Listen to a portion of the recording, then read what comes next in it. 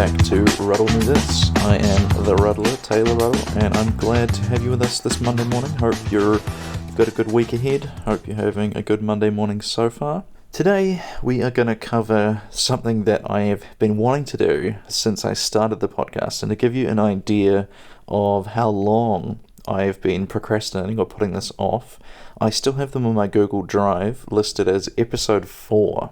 And I think we are going to be on episode 12 or 13 by the time this comes out, so I have been putting this off for a long time. But I'm really excited to talk about them. The topic of today's episode is the visual design. I guess we're doing like a poster podcast again. This is about these movies called Crows Zero.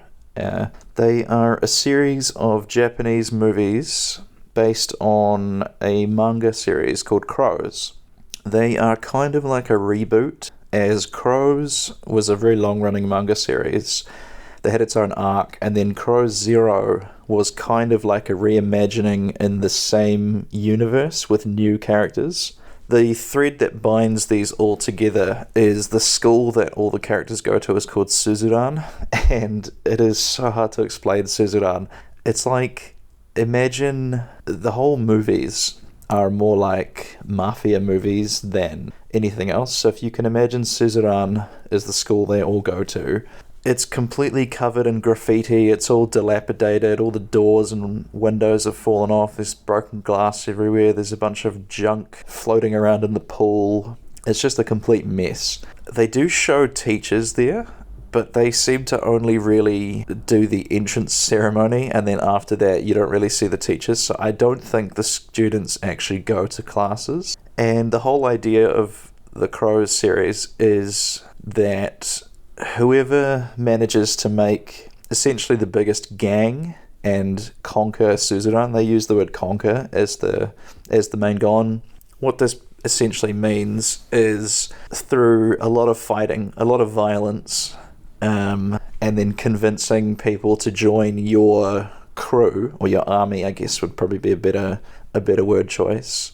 You can conquer Suzuran, and the whole lore of Suzuran is that it has never been conquered before. No one student has been able to amass a gang and unite the whole school underneath them. The movies are in Japanese, so you'll have to watch the subtitles. To be honest, the plot isn't super complicated. If you know the setup of it, you can kind of get the gist of what's going on. But I recommend watching them in Japanese with subtitles. The main actor is a man called Oguri Shun. He is a Japanese actor, and during my time living in Japan, it seemed like he was one of the biggest actors that was working. Just to list a few of his accolades. So he did the Crows series in 2007. He was in Crows Zero and Crows Zero 2.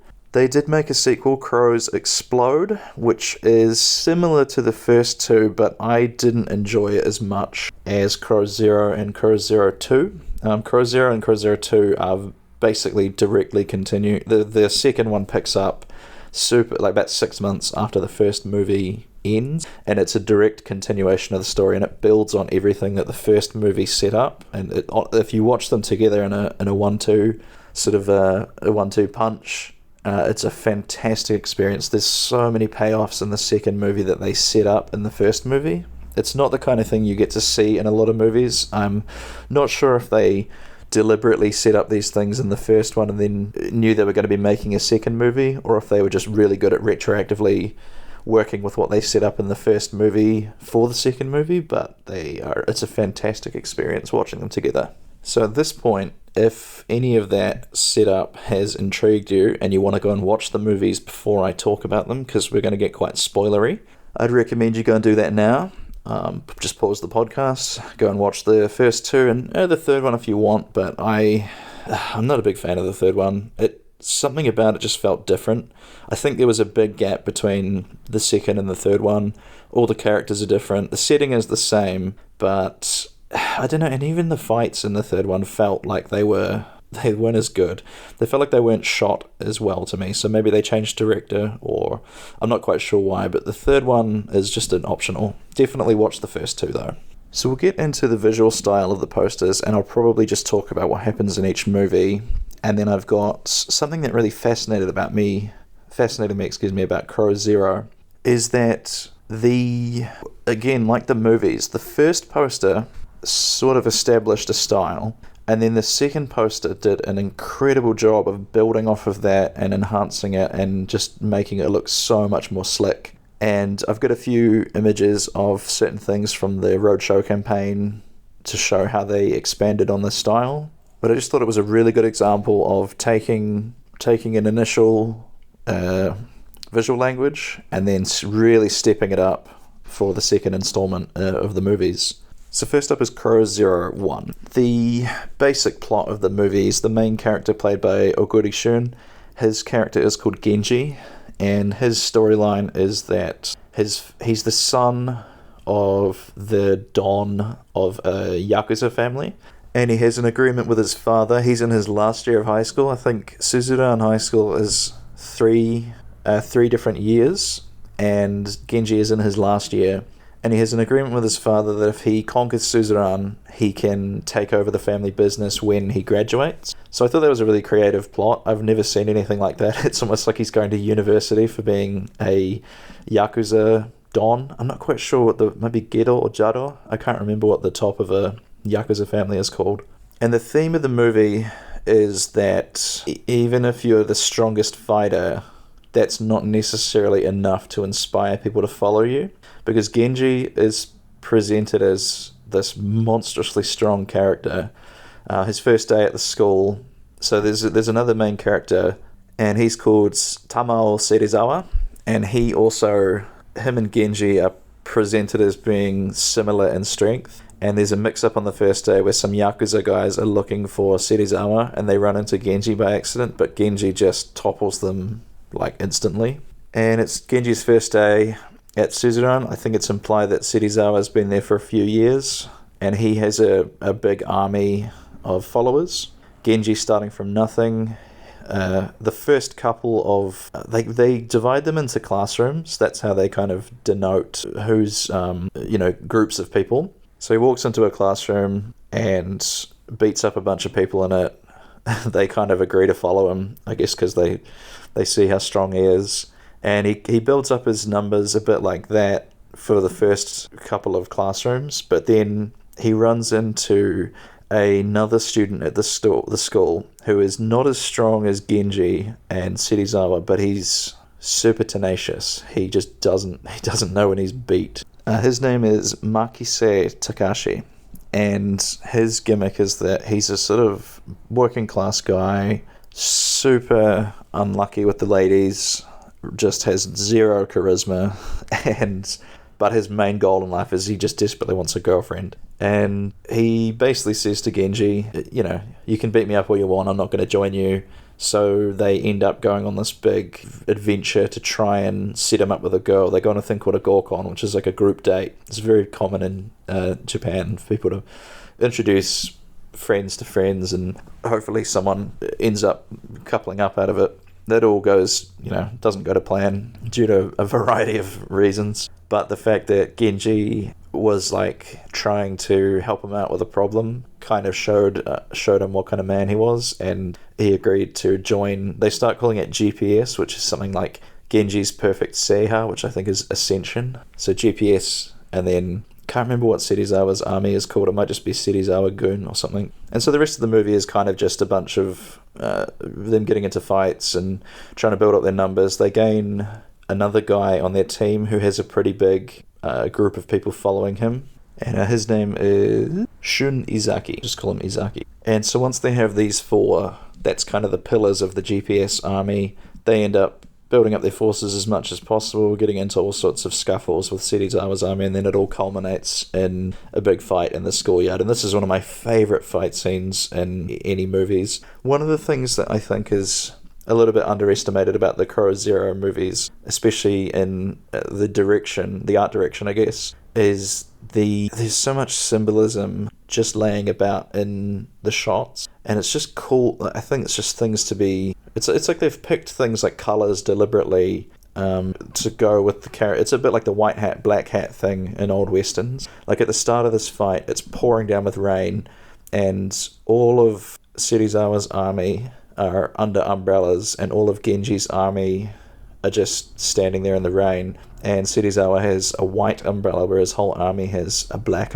black umbrella. So it just looks visually really cool, like the jet black uniforms for all the Serizawa students, and they've got that typical Japanese schoolyard of just like dirt. I think it is. You've probably seen it if you've seen it in movies and anime. It's very odd to us here in New Zealand. It was always grass that the kids would play on, but yeah, this fight is awesome. It's really long, and of course you can imagine it devolves down into Genji versus Serizawa, and they have a big punch up. And then in the end, Genji basically is the last man standing. Serizawa just can't get back up again, and the GPS are the winners. There's a few other little plot pieces, like the GPS have help from another gang that they sort of did a favour for early on in the movie, and while this is happening, Serizawa's friend, actually he's a friend of both of them, Serizawa and Genji's friend, I think he's got like a brain tumour, and he's in the hospital getting operated on while they're having this fight. And so even though Serizawa loses, he gets a phone call from the hospital saying that the surgery went well, so it seems like he doesn't really mind that he lost. He is just happy that his friend is alive. And Serizawa is actually one of my favourite characters from movies. He's presented as, I think his nickname is something like the Wild Beast. He's got long hair, he's quite short, but he's like obviously in quite good shape. And he's normally pretty chill and pretty jovial, but then when he starts to fight, the actor did this awesome job of just putting on these crazy eyes, and he'd laugh and smile, and he would do pro wrestling moves, which I love. He busts out a suplex on someone, he does a drop kick on a different guy in the second movie, and he's just such a brawler. And all the fights in the movies is quite funny because it's exactly how teenage boys would fight. It's all stuff that they've kind of seen in MMA, pro wrestling movies. Like, there's a lot of push kicks that are done really sloppily. Of course, there's big haymaker punches.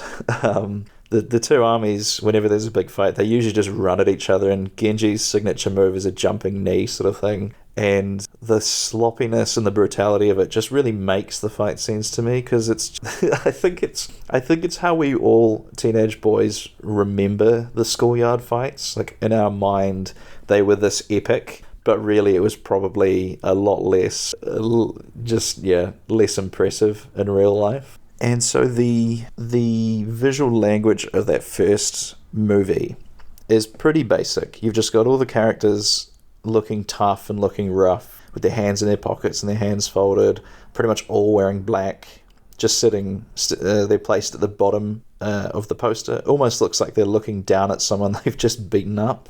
And then a red background behind them with the name for Crow Zero shown in Japanese behind. And this logo is written in katakana, which is the Japanese alphabet for foreign words, basically. It's very stylized.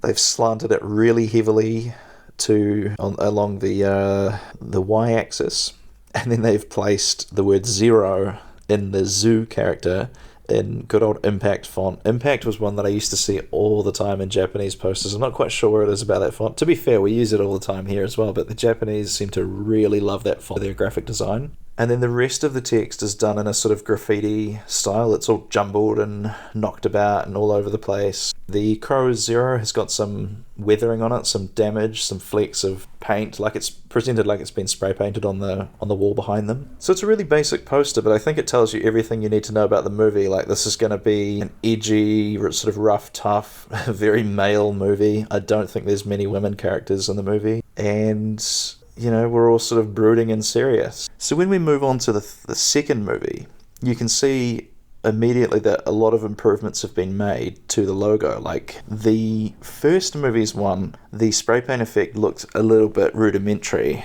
but in this one they've done a lot of other little effects on the lettering of the logo. Like, in the first one, even though it's got all the flecks missing, the edges of it are still quite clean, and there's not any areas that are sort of blown out or faded, which it looks like they've done for the second movie. They've had bits where the spray paint has bled out, and they haven't coated it as evenly as, like, if you imagine if somebody was spray painting this on a wall in real life, that's the kind of look it's going for.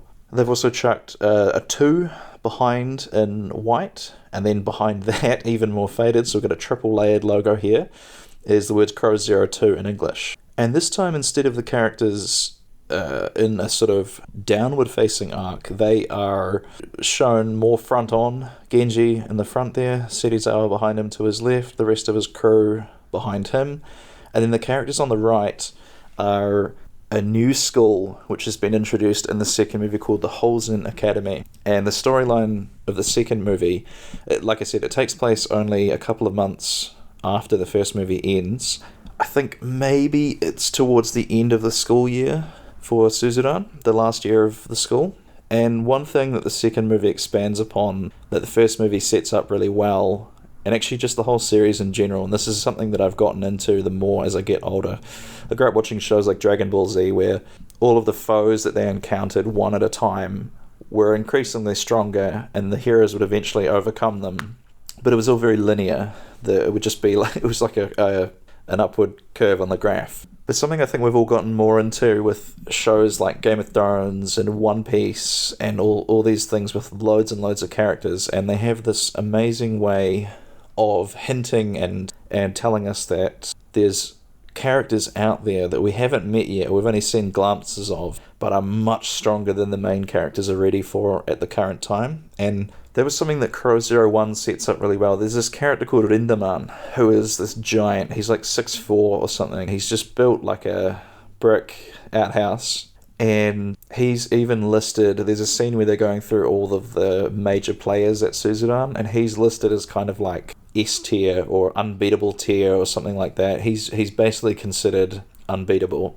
And the interesting thing about Rendaman is, like, he's not interested in conquering Suzuran, even though he's like clearly the strongest person there. He just kind of wants to be left alone. But of course, if you want to prove that you're the strongest at Suzuran, you have to defeat him. So a lot of characters challenge him and then just end up getting beaten in like 1 or 2 punches. And that was my favourite thing about this. The first one is it ends with Genji challenging Rendaman. It's like you almost have this moment when you watch these movies when you go, oh, right, that's right, Rendaman's still here. Like, they don't feature him a lot, but they tend to have him show up at the end of the movie to remind everyone, like, that this is a theme in the movies as well, is that, like, there's always a bigger fish, there's always somebody stronger.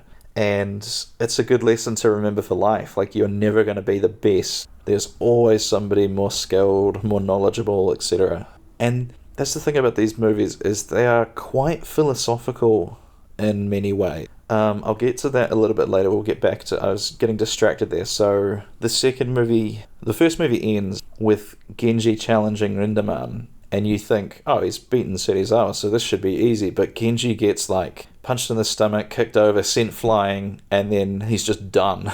And you're like, wow, okay, did not expect that. So then the second movie starts up with Genji, instead of trying to unite the rest of Suzuran, he believes that if he beats Rendaman, then, like, everyone will have no choice to join him. Because that's an interesting thing about this series, is just beating someone up is not enough to get them to join you. So even though Genji beat Serizawa, they haven't joined his army at the start of the second movie. They're almost like out of the game. Like, they don't seem to really... I think they could beat them again if they fought them, but yeah, they're kind of just licking their wounds at the start of them. So Genji is spending ages just getting pummeled by Rendaman. His army is sort of like losing a bit of faith in him because they think he should be focusing on other things to try and unite the school.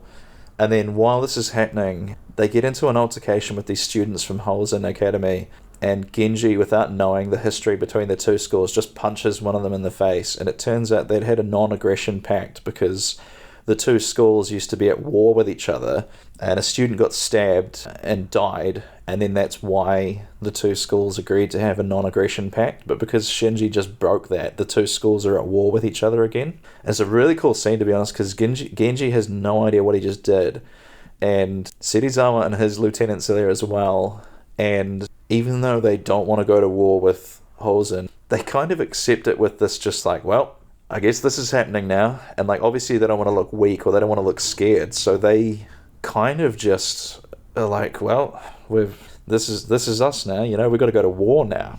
And so all the characters on the right hand side of the poster are from Holzen Academy. The guy to the right, or to Genji's left, is the leader. Cannot remember what his name was, to be honest. All the Holzen characters are a little bit forgettable, to be honest. The guy next to the leader is the younger brother of the student who was killed by the stabbing. and so he is kind of set up to possibly be an antagonist in a future movie. That was another thing that the first movie did really well as setting up Rindeman. They set up these 3 first-year students who formed a sort of team, and they were the toughest guys in the first year, and so they had their own little army, and they were kind of involved, but they were staying out of the Series Alpha versus GPS scuffle. But you could tell that they were gradually building their power up, and so I just love it. Like, I love the way that they set up all these possibilities at of characters that could come back in the future, or characters that could be a major player in the next movies. And so they set up this younger brother as probably he's going to lead Holzen after the current leader graduates. And I won't spoil too much about the Holzen versus Suzuran war. You can basically imagine it's going to devolve into a one-on-one fight, but they have to go through this big school versus school fight where they start calling themselves crows, because again, coming back to the symbolism, the black uniform of the Suzuran student, and the fact that they even make a point of referencing it in dialogue that they kind of crows feed on garbage, and they sort of are garbage, and that's the whole.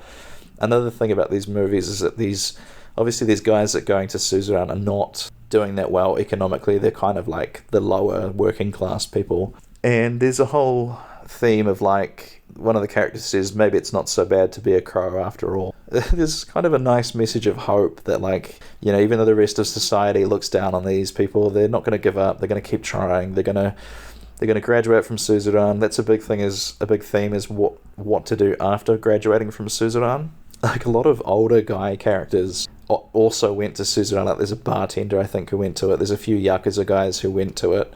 A mechanic, I think, and they all have this kind of wistful nostalgia about the place. Like, we nearly ran that place back then. So it's funny how big of an institution it is in the world of Crow Zero. And like, I don't really want to spoil what happens at the end of the second movie, but there is this incredible scene as Suzuran kind of invades Holzen Academy. Like, you have to watch it. It was one of my favourite movie watching experiences.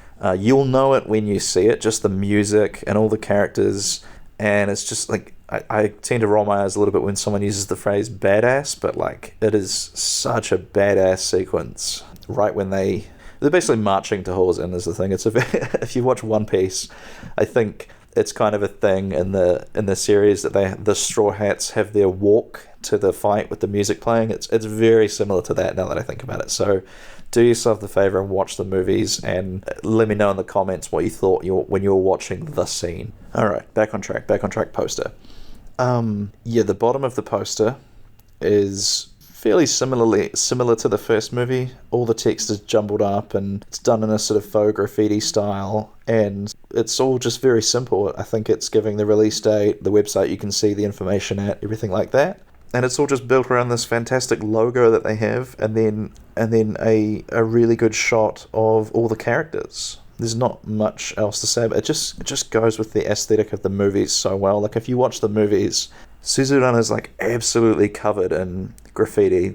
Every single wall has got, I think the 3 colours they use are black, white, and maybe grey or red. And it's exactly the sort of stuff that teenage boys, if left unchecked, would be writing on the walls. A lot of swear words, a lot of vulgarity and stuff like that. It must have been so interesting for the people to design the sets, to create these sets, because it looks like they had a legitimate school and they just destroyed it, decimated it, covered it in all this graffiti, smashed out all the windows, everything's dilapidated, there's umbrellas around everywhere. The whole visual of Suzuran is just so cool. I'll cover the third. I don't really want to talk about the third movie. The third movie doesn't have much to do with the first two. Rindeman is still in it, I think, and it does continue the theme of having a lot of characters, having a Yakuza sort of tie-in, characters that are related to the Yakuza. You can't really have a martial arts movie without some kind of crossover with gangs, but it's all new characters, and I don't know, I just didn't get into it. Something about it just felt like it was going backwards, because the first two were so perfectly continuing. They were just so connected, and things built up in the first movie paid off in the second movie, and characters who hated each other in the first movie had to begrudgingly work together in the second movie, And it's just good. It's just so good. The first two are like almost a masterpiece, I would consider them. And again, I suspect it was because there was a big gap between the second and the third one. Like I said, Oguri Shun, he's one of the biggest movie stars in Japan. He has had this interesting career where he did a lot of commercials. For a long time, you see him in commercials over there. He did Crow Zero. He did another TV show called Hana Yori Dango, which has been translated and remade as K-dramas and all this, and it's called Boys Over Flowers. He plays a very different character in Boys Over Flowers. I won't get into that. Check it out if you like dramas. It's not bad. I've watched through it. Didn't really mind it. He was also in this other fantastic drama that we watched called Yume o Kaneeruzo, which means the elephant that makes your dreams come true. And it's a weird drama, but it was so good. The plot of that is the main girl moves into a new apartment, and it turns out Ganesha, like the Indian god, is also living in her apartment. He sleeps in her cupboard, and Ganesha has a series of teachings. In this story, he's famously taught all these famous characters like Joan of Arc and Marie Antoinette and Stan Hansen, and through his teachings they've managed to achieve their dreams. And it's, to be honest, it's all really good advice that the show gives, so definitely check that out. If you can find a subtitled version of it online, I recommend you checking it out.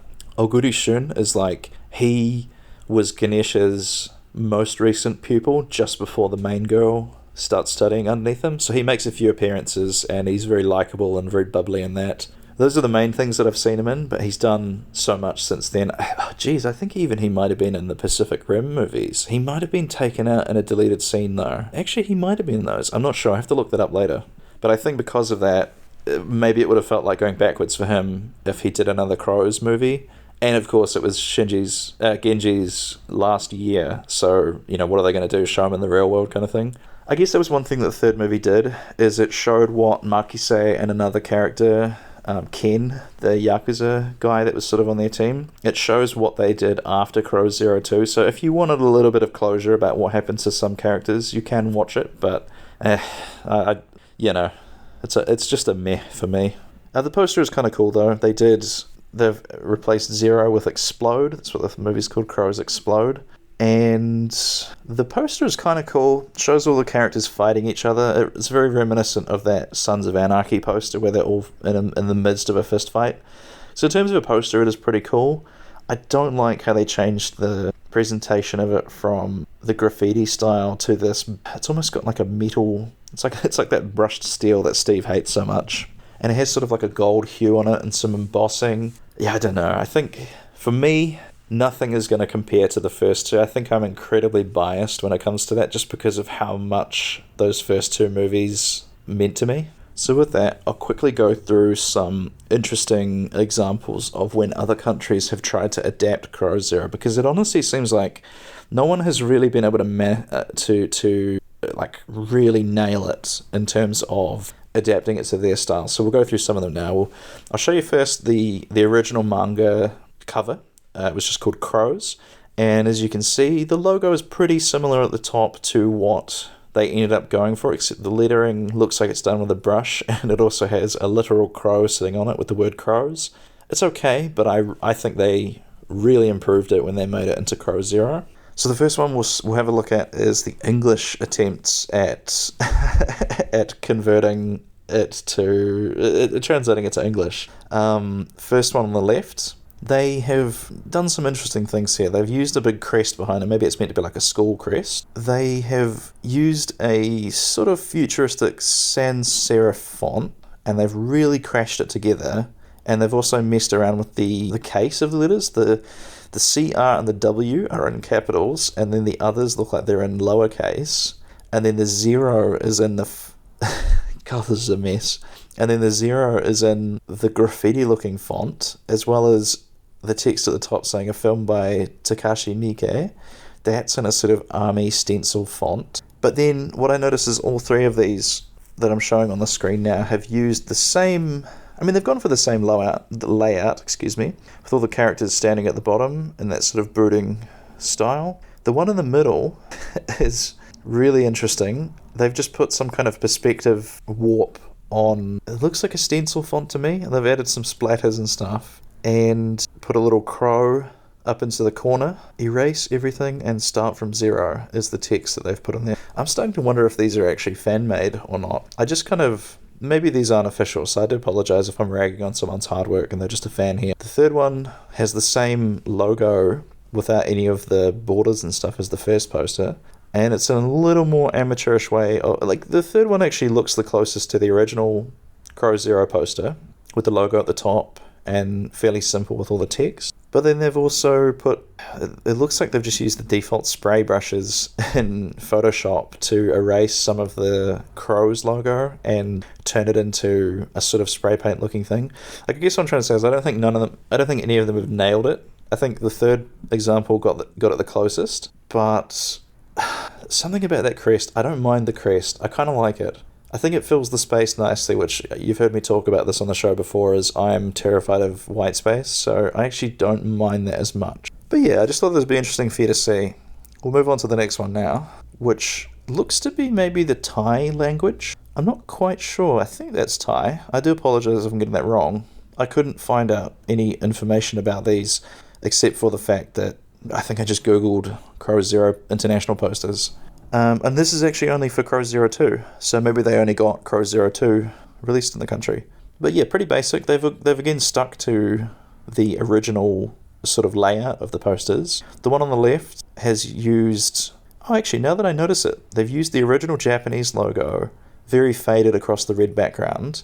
They've used the same shot that the second movie used, and then they've put the English text that's normally very faded towards the back, sort of in the foreground, and then they've got a little bit of maybe Thai language in the middle. So to be honest, they haven't really changed that much. They've used the same elements that were probably given to them by the designers. I think these look cool enough. I definitely like seeing the big English logo. I think that looks really cool. So these next ones fascinated me because I think they're French. Le pauvre ne se parle pas. I don't speak French at all, but they all use the same tagline at the top. And what they've done really interestingly about these logos is they've taken the original Japanese logo and used that as the backing. They've written Crow Zero in English in a very cool font. I have no idea what the font is, but it's kind of a chunky one with a little bit of serify bits, and it's very slanted to the right. And then what they've used in between the crows and the zero, I actually looked through the movie to find this. This is the crest off of the biker gang run by a character called Bandor. And I think they're called something like the Armored Front, I think is the gang's name. And this skull with the two sickles behind it is actually on the patches of the characters in the movie. So they've grabbed that. Even though these characters aren't really huge, I guess they do end up helping the main characters at the end. But then I wouldn't say they're like main characters in the movie. And then they've got this cool division where the top shows, the main character, which is Genji in the first two, and I cannot remember the main character's name in the third one. And then these shots below the first movie, it's all of GPS walking in the rain towards probably fighting Serizawa's army. And then the second one is all of the Holzen students outside of Holzen Academy, right, when they're about to fight all of the... they fight all of Suzerain. And I think these two posters right next to each other look really cool because you've got the black-white thing, you've got Genji's face above, struggling in the first one and looking a little more assured in the second one.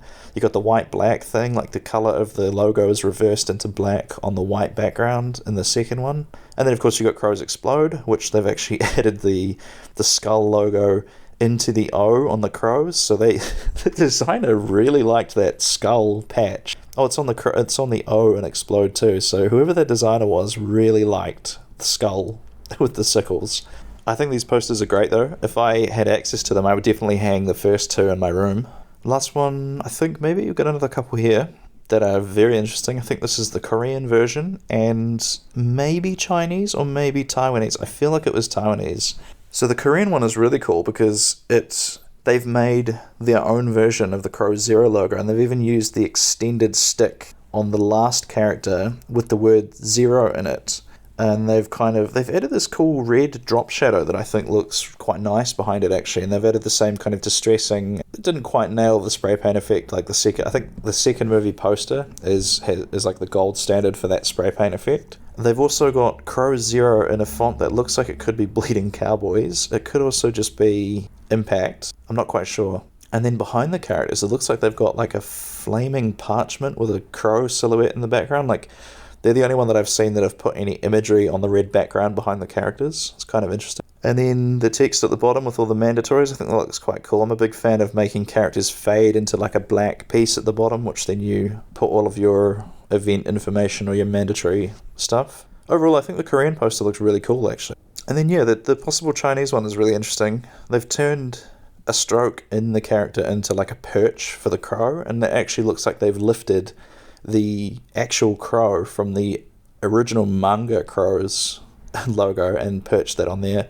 They've put a little bit of distressing on it, but the rest of the logo's roughed up a little bit. It's got some flex missing, and they've also done the zero thing on a little stalk on that last character. Other than that, the poster's pretty much the same as the Japanese one in terms of layout. So as you can see, most of these international posters, they actually did quite a good job taking the style and the kind of feeling of the originals and adapting them to their own language. It feels like they captured the attitude perfectly. So I think they all did a pretty good job. If you've got any more Crow Zero international posters, I'd love to see them. So if you can find them, like, I'd love to see like a German one, or gosh, I don't know, any other country. If you've got it, send it my way, and I'd love to see it. Something else was kind of interesting about it is they made a manga version of Crow Zero. So they sort of they drew the characters in manga form, and then they're calling it Crow Zero Reboot. So they've kind of got the same logo, the same katakana characters with the zero and impact font, but then they've also added Reboot to the bottom, the logo, and I love how they've got that. Do you know, now that I notice it, the layout of the manga screen, the cover, is exactly like that initial poster, just with less characters. They're in that same kind of like looking down at you pose, and then obviously the red background, and then also I love the blood splatter that they added behind the logo. I think that looks really cool. I haven't read the Reboot manga. I can't find it anywhere, but I'm sure it's great. I couldn't get into the original Crow's manga. It was something about it was just too dated for me. It's a very old manga. It might be from the 80s or the 90s. I think it's 80s. I could be wrong there. A couple more images that I found, which are quite cool, are these ones for the Roadshow of the movie. It's basically just all the characters lined up, and then they've got the Crow Zero logo kind of superimposed over the floor. So you've got the first movie is what I'm showing here. This is pretty much all the major characters lined up. And then the second one, they've done it again. You can see the cool kind of white, black theme that they've got going. Something that's really interesting is the character on the crow's side. His name is Tokyo. And he is, even though he's a crow, something about him always seemed like, what's the word? He seemed kinder than the rest of the crows. He was the one with the head injury in the first movie that was getting surgery. He was a middle school friend of Genji, and he's in Serizawa's army in the first and second movie. And I always thought that was quite deliberate, how they made him wear a white shirt when everybody else around him is wearing full black. I just felt like that made him stand out as like something's different about this guy. He just seemed like he was more kind-hearted than the rest of the characters. He was always trying to stop Genji and Serizawa from fighting each other. And then in the second one here, I noticed that they show something changed with Serizawa. Is like, it's almost like in the second movie, the burden of greatness was not on his shoulders anymore, and he kind of lightens up in the second movie, and he stops wearing full black. And in the first movie, they had him with the black jumper of the blazer of the school, and he had a Hawaiian shirt underneath it. But in the second movie, it almost seems like he retires, because he starts wearing flip-flops and shorts and like kind of bowling shirts. And it's just interesting to see that these two characters stand out a lot from the rest of the characters on the Crow side, especially. But yeah, I think these two images are cool. Me and Steve were complaining about how they obviously didn't shoot all of the Fast and the Furious characters in the same shot, and they just composited them together. But these, I think, are quite cool, because you can see what can happen. Actually, now that I think about it, the second one maybe was done separately. There's a lot of characters in motion. That might have been quite difficult to get all at once. I don't know what I'm talking about. I'm just going to move on. So the last image, this is kind of an interesting one.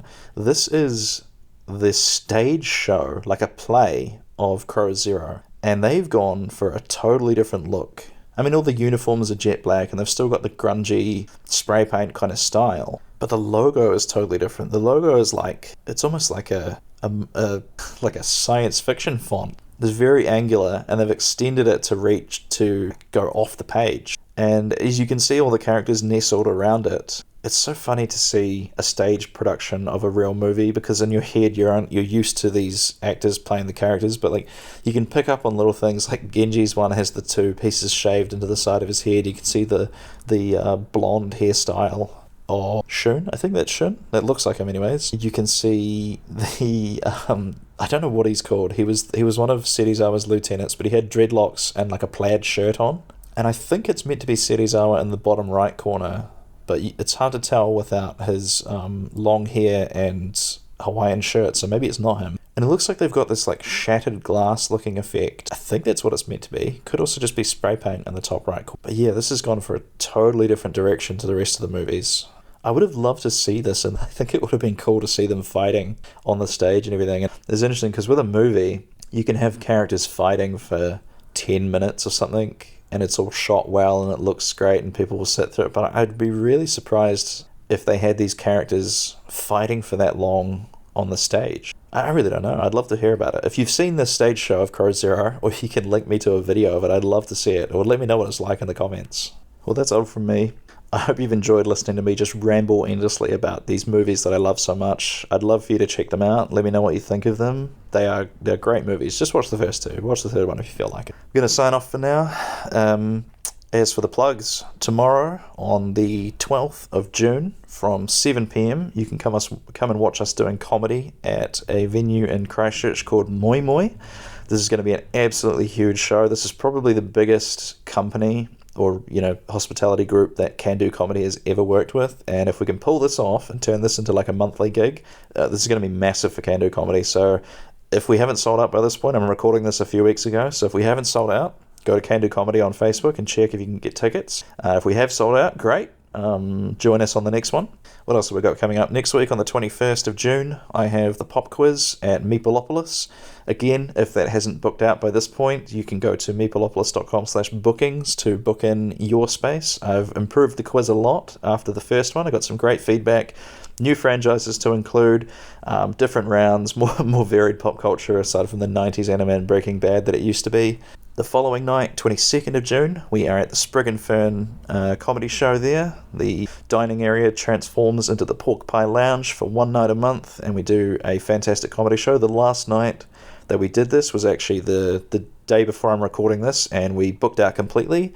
And we had the biggest audience we've had in that room. Absolutely fantastic little show, heaps of fun, bunch of new faces on the lineup. We even had 4 dogs in the audience, which is the most dogs that I've ever performed to. Didn't get a laugh out of a single one of them, so we keep swinging. We've potentially got a show on the 24th of June at Union Fair. I'm currently waiting for the management to let me know what day we're going to do that. So again, if you're in Prebleton or Lincoln or any of that Selwyn district and you want to come out to a show, definitely check out the Can Do Comedy page and see if that is up. I'm hoping it'll be the 24th. That's the easiest weekend for me. And then after that, on the 29th of June, the last Thursday of June, we are doing date night comedy at Five Stags Rangiora.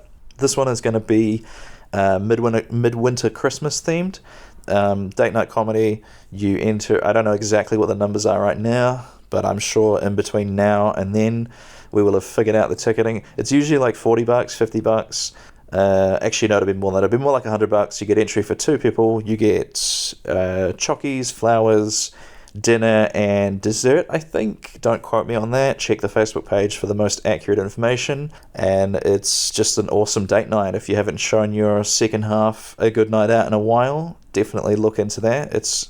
Everything's handled for you. You just turn up, you get your flowers, you get your chockies, you get dinner, you get dessert, and you get a hilarious comedy show. And I've just finished finalizing the lineup for that. Fantastic group of comics. It's going to be really fun.